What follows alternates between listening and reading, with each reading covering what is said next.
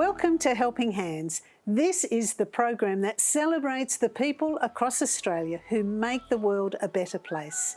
Coming up today, give people an opportunity just to quietly contribute and make sure nothing gets wasted and nothing is not appreciated. We appreciate everything that we're given.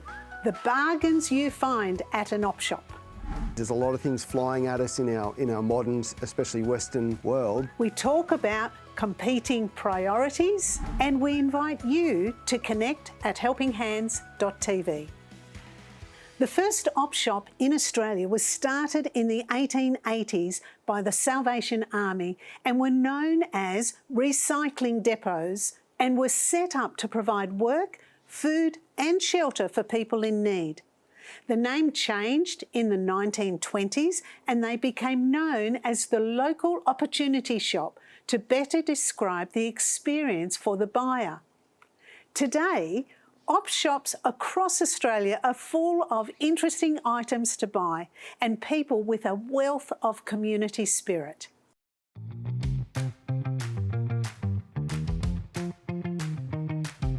This looks lovely in here. It does look good, doesn't it? This is Cassandra, she's one of our volunteers.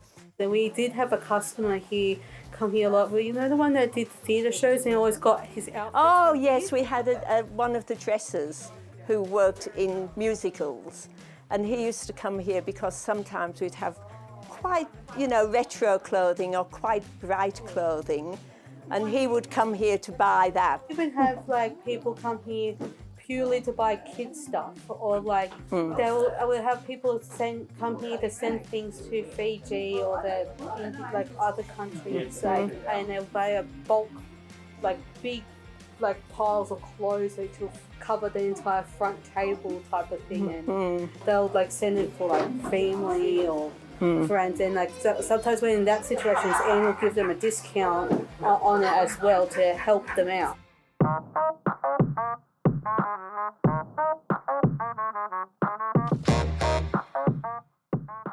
Oh, I'm just seeing what it is. If it's I'm a coin collector, so I always carry this. Probably been shopping here probably 10 years plus, when I can. But most of the time, at least once a week. Over the years, you can pick up a few things, but I also come here for the people. I've met a few people here and we sort of discuss what we found or what we're looking for and stuff like that. The connection for community, I find, I used to come here before it was actually like this. It used to be like a house. A group of older women in the centre sorting out the stuff. And I used to talk to them, and I used to help them. Sometimes I'd fix the back door, and I don't know, it's sort of like you're speaking to an old grandmother or something, and you'd just have a bit of a chat and talk, and you'd move on. This is what I just bought from Cecily.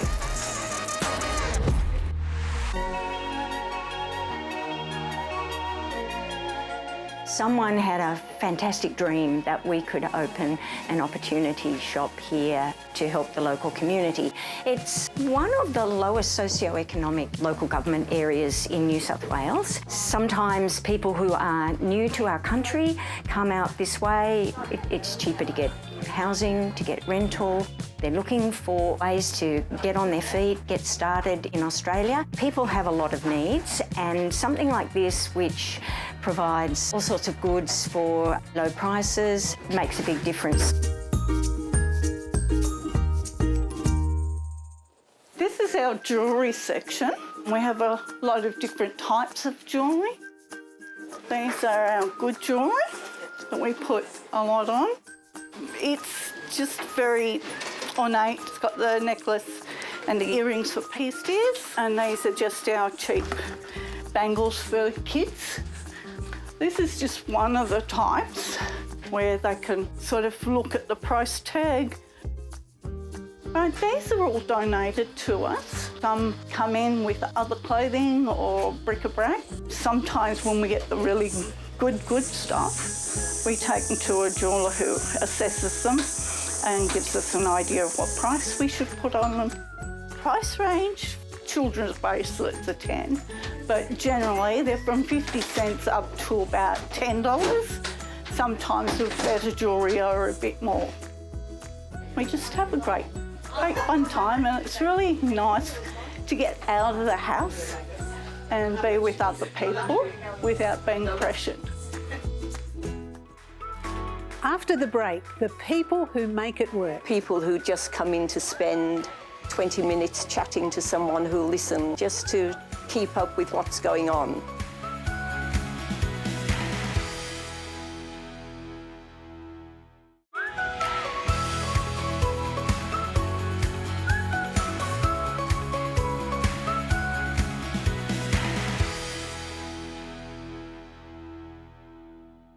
The boy that was there, has it gone? It's around the corner. Yeah, it's around the corner. Another great thing about this op shop is all the little background things that get done to make it run smoothly, to make it an open, welcoming, clean, hospitable, nice place to be. One of the members cleans once a week. No big deal, she just comes in, does the cleaning. Others of our members will take home, we might have a donation of clothes, take them home and wash them, iron them, make them look presentable. Just these little background jobs that give people an opportunity just to quietly contribute and make sure nothing gets wasted and nothing is not appreciated. We appreciate everything that we're given. I'm cutting up the rags. These are sheets, or they're doing a sheet now that has been brought in by the customers, and we find when we go and sort them all out that they've been soiled or they're torn or they're frayed, and the only thing they're good for is to cut them up for rags, which we do. He takes them to the factories and they use them for cleaning down machinery. It looks a very simple process, but you have to be very careful when you're cutting them up for a number of reasons. When you get something like this, it's a cotton sheet, it's very easy to cut it, snip at the top, for example, and then tearing it. But then when you tear it, you get all the frayed cottons, and those sort of things can catch your machinery and cause an injury. So it has to be cut by a pair of scissors. I would estimate I've done hundreds of kilometres of rags cutting them up. And all types of rags, from sheets to pillowcases to singlets, shirts. We have to be very careful when we're cutting up shirts that we make sure we cut all the buttons off. We keep the buttons and then we sell them in the op shop. I only got involved in cutting rags up because they decided that they would keep that sort of thing instead of chucking all that sort of stuff out. So I put my hand up to do it and still doing it. I've been volunteering here since 2016. When I volunteer here, I just love the fact that I feel like I'm accomplishing something, I'm helping someone, I'm like helping someone find something cheaper than if they're struggling tight for money, and I've seen it many times before, like someone's recently moved houses and they're struggling and they could fill out the whole kitchen with like bric-a-brac, and like they didn't have the like plates and cups and whatever they need, and it makes me happy like talking to so many different people and stuff.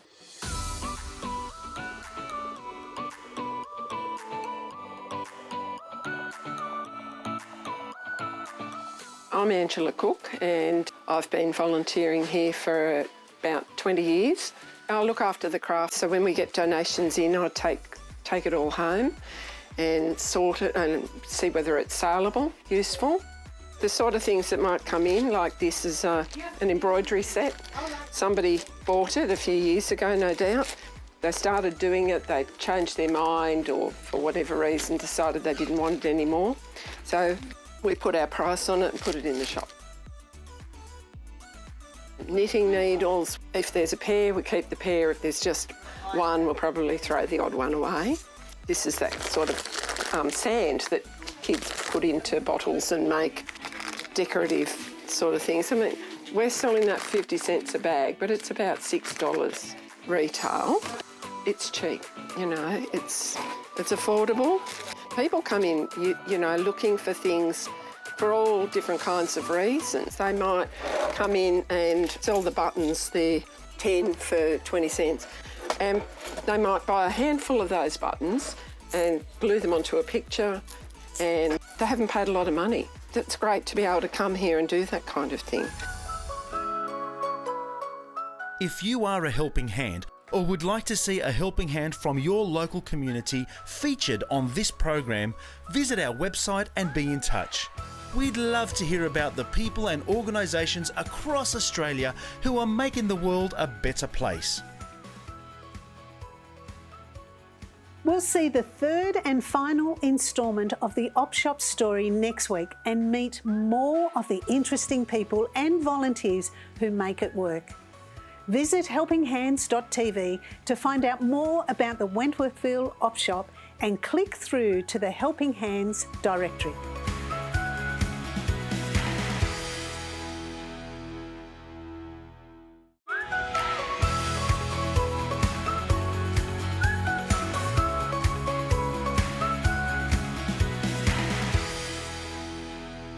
Welcome back to Helping Hands. This is where we celebrate the people across Australia who make the world a better place.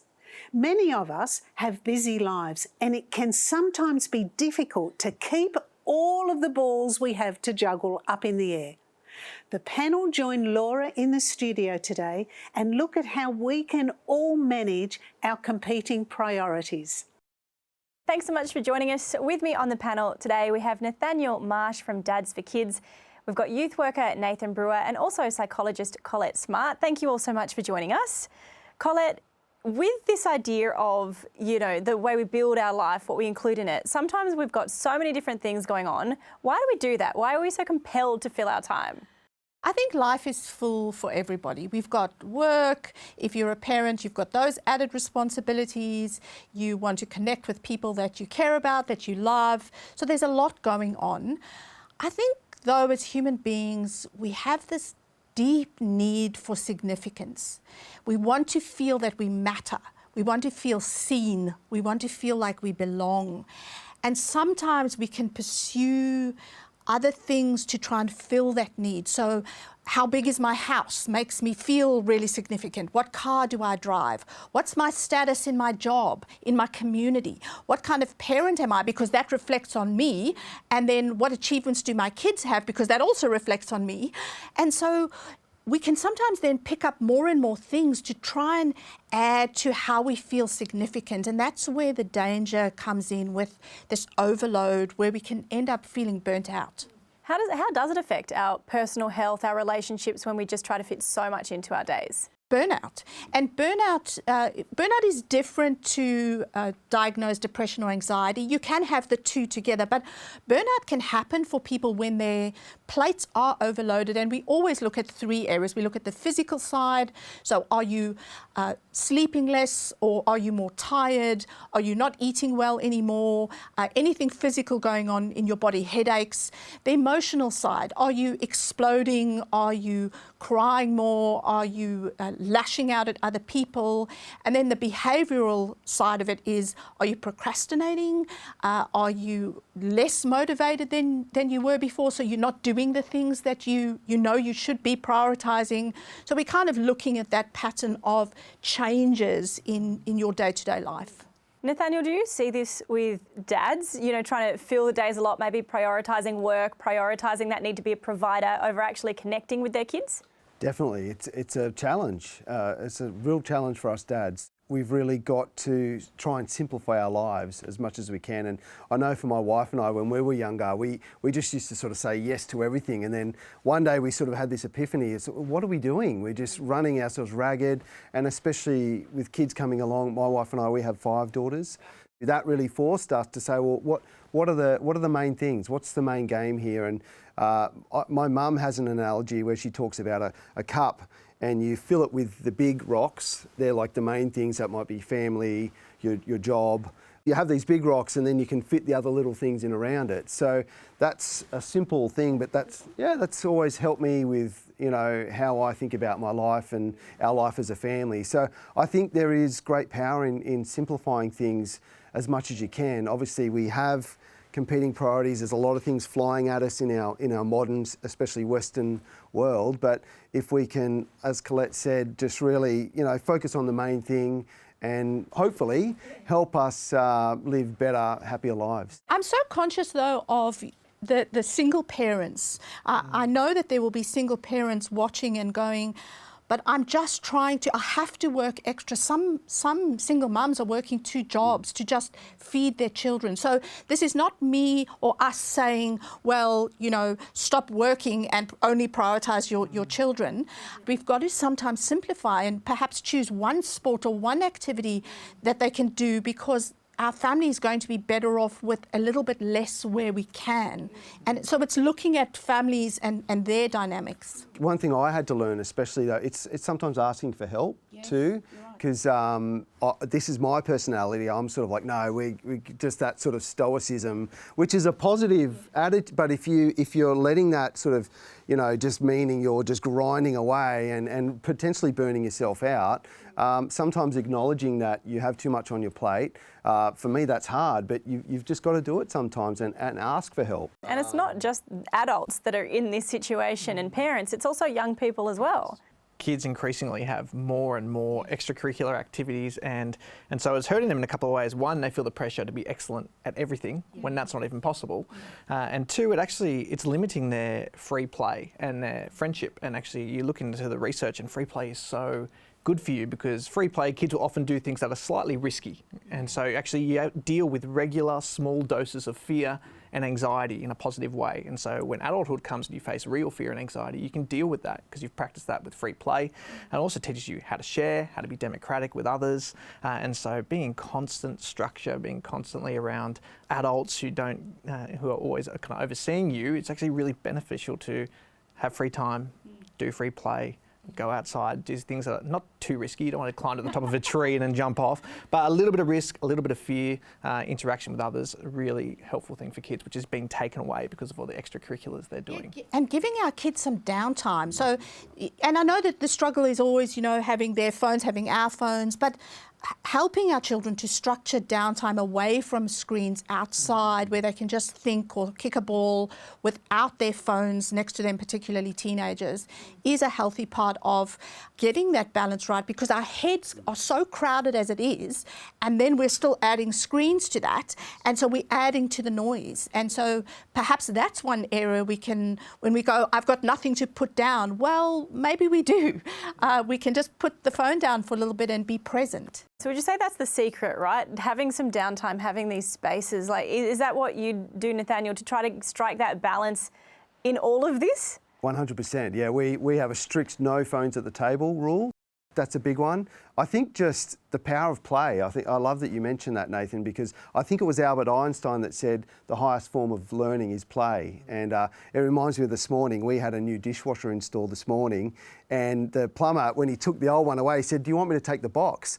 And because I'm learning, I'm a slow learner, but I've learned that my kids, especially my little ones, love boxes. So I said, no, leave the box. And as I was heading out the door, they'd already cut holes in it, and silly me, I assumed it was a house. They go, "No, Daddy, it's a princess carriage." So when I get home today, there'll be a princess carriage there, but it's just a cardboard box. But because we try to be intentional about these things, we've gave them that space, and they've converted this cardboard box into a princess carriage. So I'd say to any parents watching, if you can, give that time and that space for that free play. I like where you spoke there about putting phones away at a certain space. Sometimes as our kids get older, as teenagers, that's a bit more tricky, but absolutely phones and devices out of bedrooms at night, because our young people are chronically sleep deprived. And when they are sleep deprived, they cannot function in the day. Adults as well. If we don't get enough sleep and rest, that also contributes to our burnout. And so if there are no phones or devices in rooms, there's no pings and notifications and the need to answer things, and we can support our kids with that, and we can model that ourselves, I think. Yeah, makes a huge difference. Thank you all so much for your contributions today. I really appreciate that. And thank you all for watching. If there's a topic that you'd like to see discussed on Helping Hands, visit our website and be in touch. We love talking about the things that make the world a better place. This is certainly a relevant topic for many of us and is no doubt an ongoing conversation. Visit our website and find us on Facebook and Instagram to see the extended panel discussion on this topic.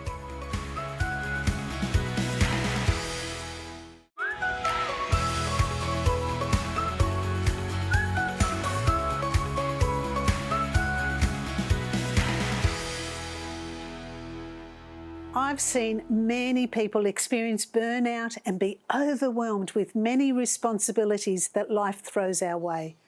Whatever your vocation and whatever your life circumstance, it's important to give yourself time to stop, relax and organise your to-do list and prioritise the things that are most important to you. Let us know about the Helping Hands in your local community at helpinghands.tv. Send a photo or a short video and tell us about your local heroes in 25 words or less. Join the Helping Hands family by subscribing on our website and follow us on Facebook and Instagram. Special thanks to Laura and the panel and the team at the Wentworthville Op Shop. See you again next week here on Helping Hands.